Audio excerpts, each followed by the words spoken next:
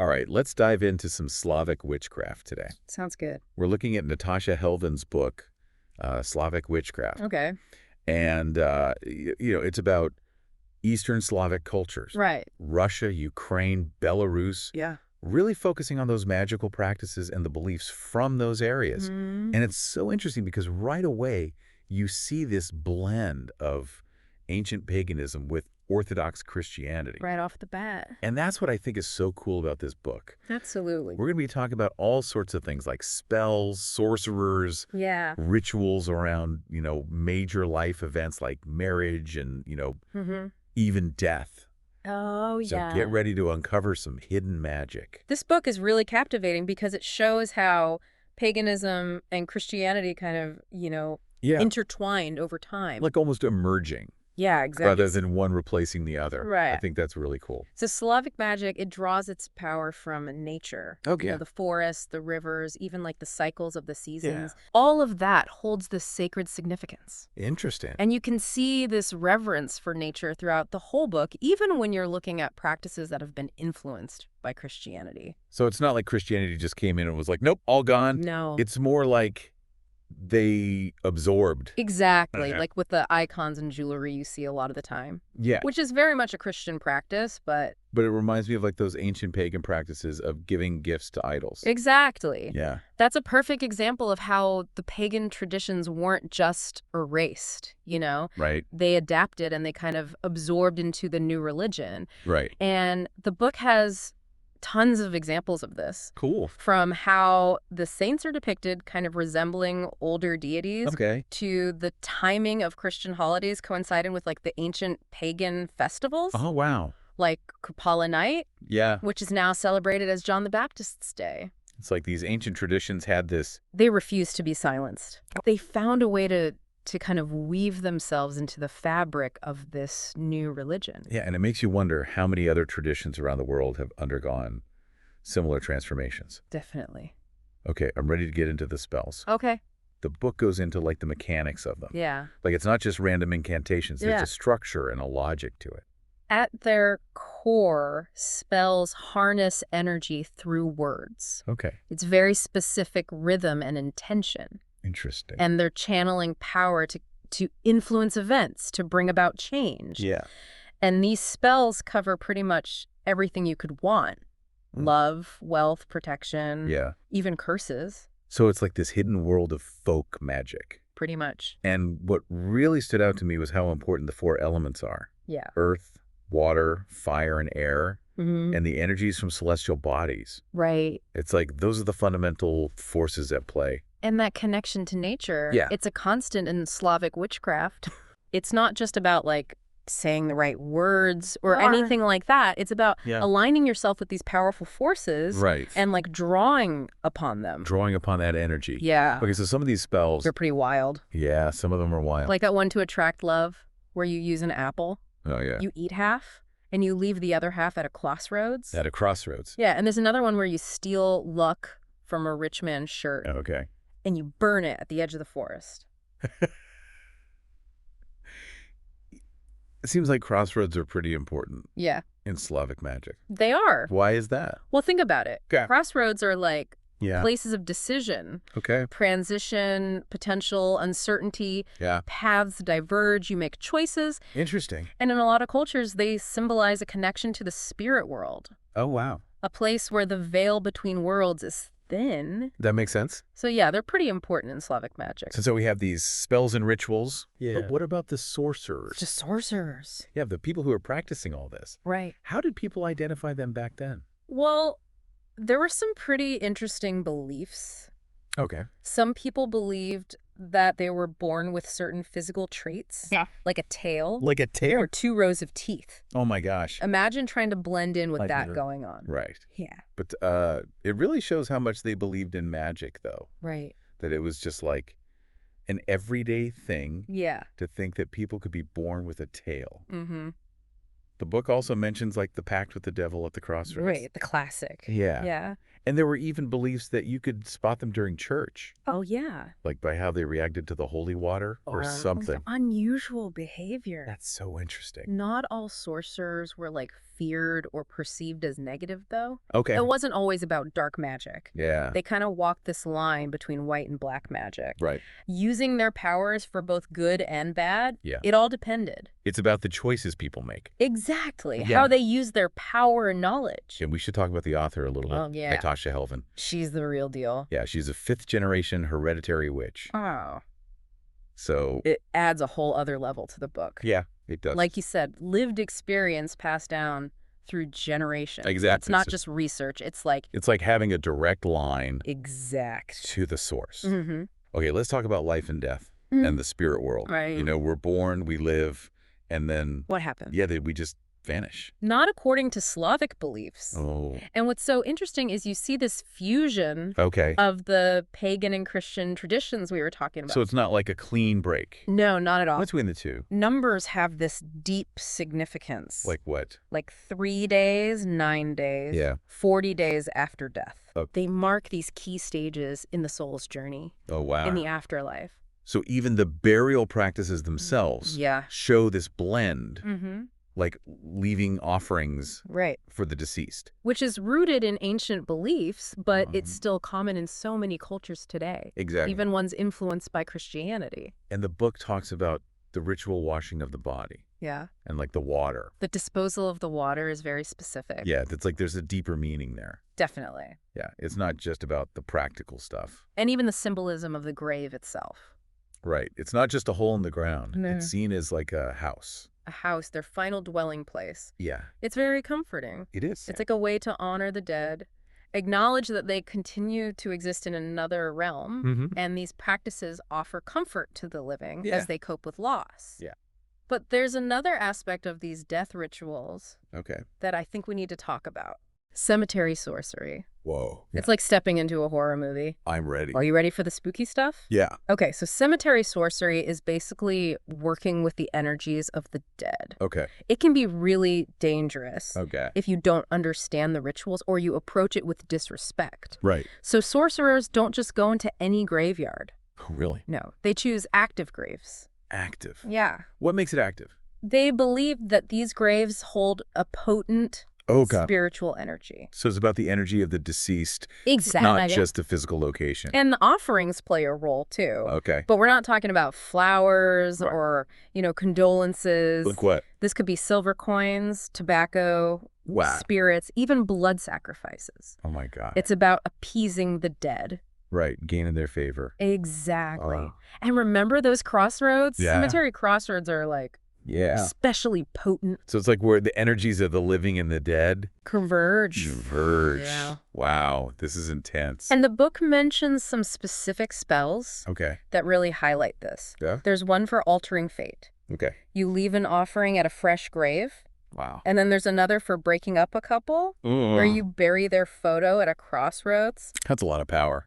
It is. It makes you think about the ethics of it all. Definitely. One of the implications of using this kind of power. Yeah. Where do you draw the line? Right. Yeah.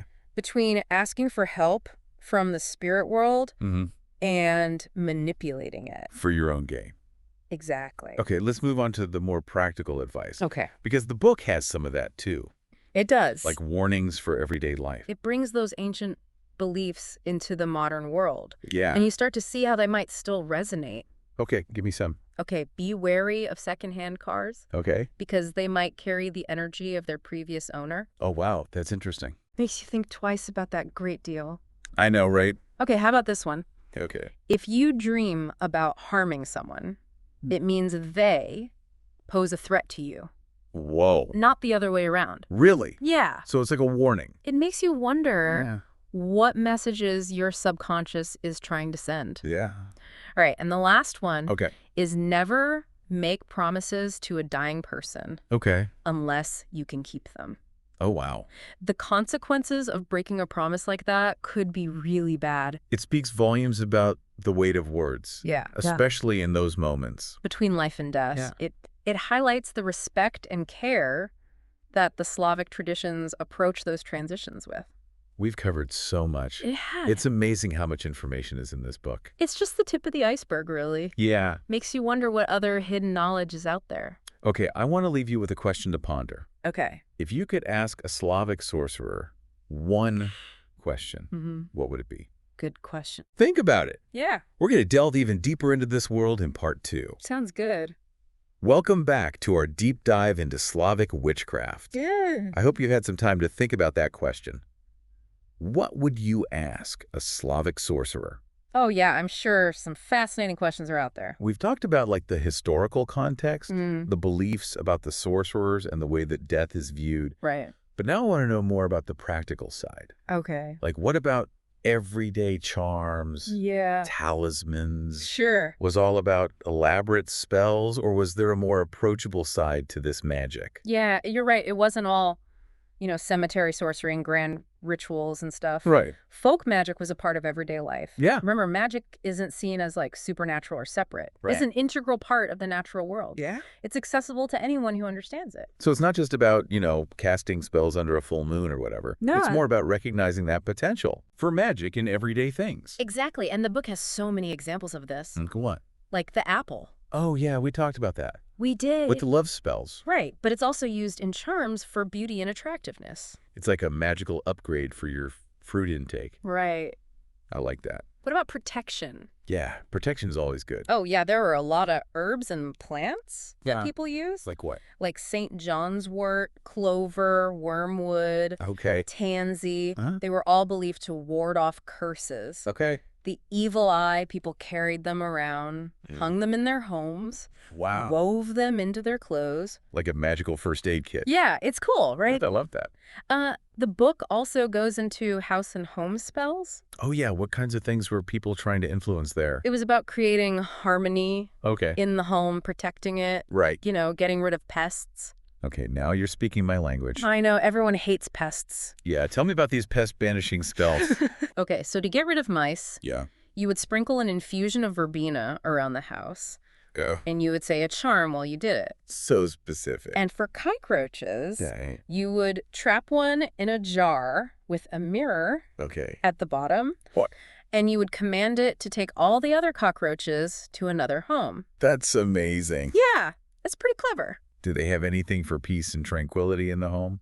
There are rituals for that, too. Oh, good. One of them is you place a silver coin for every year you've been with your spouse and a glass of water, Okay. along with a gold coin for every year you plan to be with them. Okay. Then you say a charm, sprinkle the water on your spouse, Okay. and wash your face and hands with it. It's like a magical relationship refresh button. Right. I love it. So I'm noticing a pattern here. What's that? A lot of these spells use like everyday stuff, simple actions, Mhm. but it's all about intention and belief. Right. It's not just about the physical stuff. It's about the mental and spiritual energy you bring to it.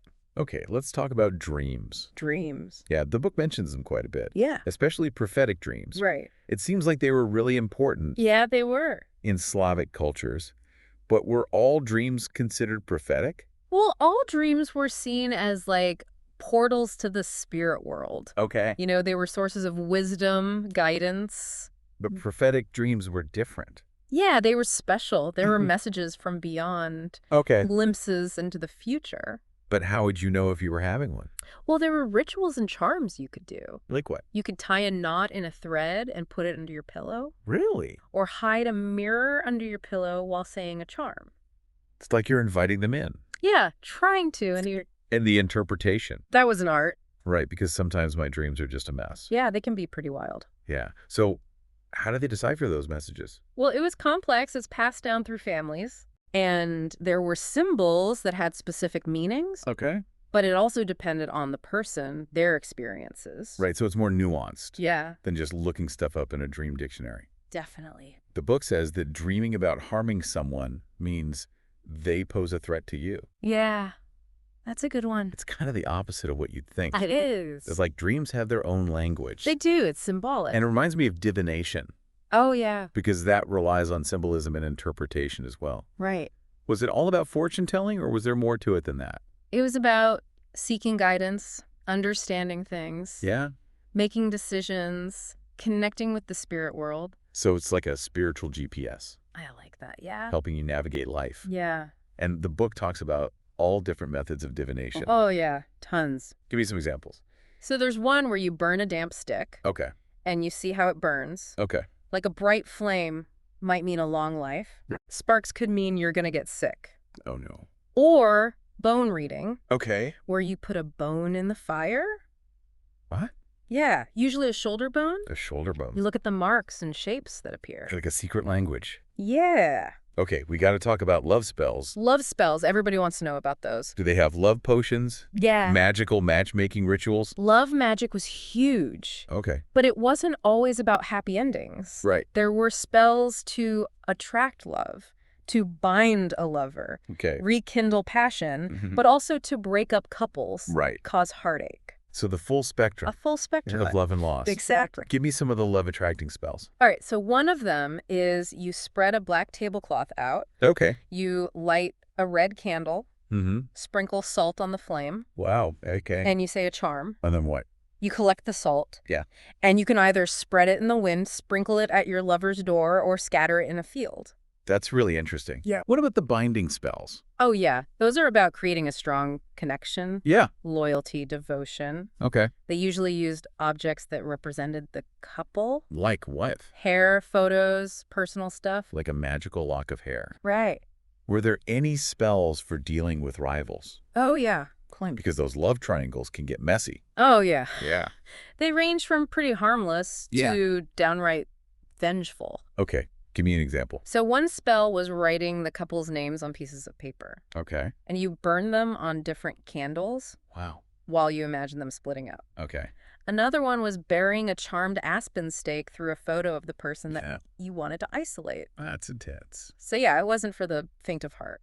So Slavic love magic was about taking matters into your own hands. It was. It was about shaping destiny. Yeah, but love isn't always rosy. No. So what about negative emotions like yeah. anger and jealousy, resentment? Those are powerful forces. Yeah. So there were spells for cursing people, getting revenge, inflicting pain.